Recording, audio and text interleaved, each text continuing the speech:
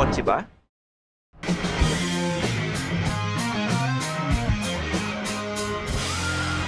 Feel kotse na. After months of waiting, finally official na ang bagong pickup ng Mitsubishi, the all-new Mitsubishi Triton. Mas maangas, mas malaki at mas malakas na ito kaysa sa Strada na pinilitan niya.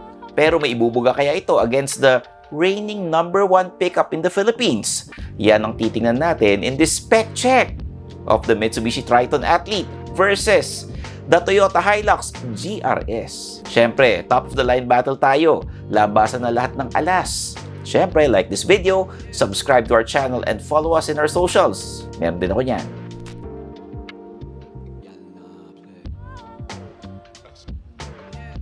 Simulan na natin sa presyo, siyempre.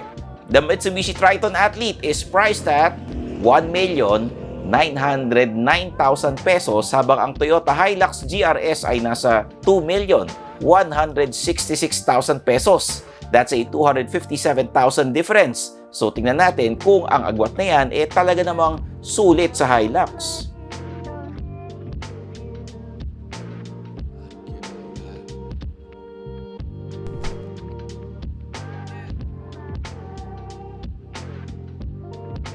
Pagdating sa dimensions, mas mahaba ang Triton pati sa wheelbase, pero mas malapad at matangkad naman ang Hilux. Mas malaki rin ang ground clearance ng Toyota at 247mm.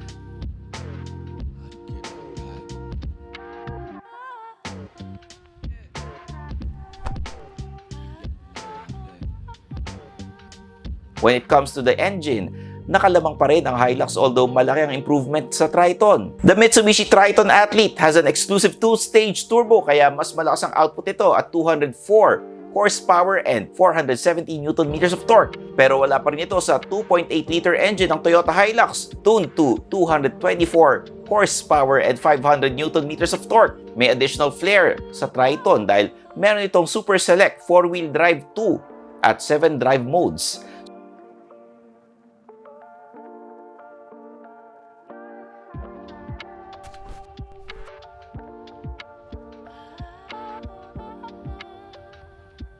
Sa exterior naman, tulad ng lagi naming sinasabi, it's a matter of preference. Pero I must say, the Triton has a refreshing look dahil sa very imposing front face nito.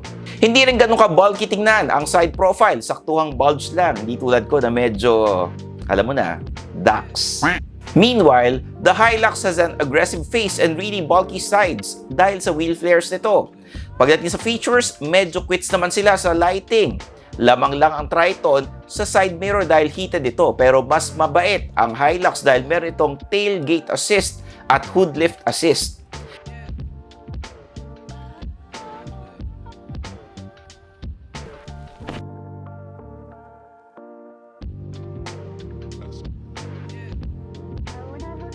When it comes to the cabin, neck and neck naman ang labanan ng dalawang ito. Parehong may modern interior pero mas softer lang ang touch points ng Triton. Sa amenities naman, halos quit sila. Nagkatalo lang sa small differences like more movement sa driver's seat ng Triton. May wireless Android ang Hilux at parehong naka-dual zone climate control ang dalawa. Kahit anong mapili mo sa dalawang ito, hindi ka talo sa cabin amenities.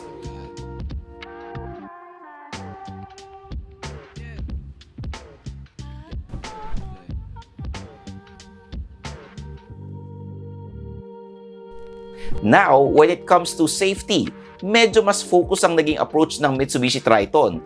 Pareho silang may standard amenities like 7 airbags, stability control, hill start and hill descent, front and rear sensors, and 360 camera. Kaso lumamang talaga ang Triton with its active tech like active yaw control, trailer stability assist, tapos isama mo pa ang advanced driver assist features nito.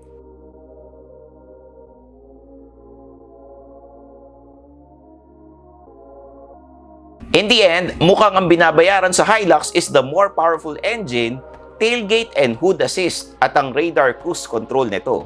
Kung okay naman sa'yo na wala yun, malaki rin ang matitipid mo kung Triton Athlete ang iuwi mo. That's it for this spec check. I'm your host Stanley Chi, ang inyong senpai ng turbuhan. na nagpapaalala sa inyong lahat na i-follow ako sa mga social media accounts ko. Kompleto ako niyan. Facebook, Instagram, TikTok, may sarili akong YouTube channel, youtube.com/StanleyChi. At syempre, hanapin nyo rin yung Suplado Motors at makinig sa aking podcast, Underpaid with Stanley Chi sa Spotify and Apple Podcast. So, paano ba yan? Kita-kits tayo sa next video, dito lang, sa Philcoche. Bye-bye! Thanks for watching! For the latest news, reviews, and anything you want to know about cars and car ownership, visit philcoche.com. Follow us on YouTube, Facebook, Instagram, and Spotify para hindi ka huli sa usapan. Tandaan, kotse ba? Philcoche na!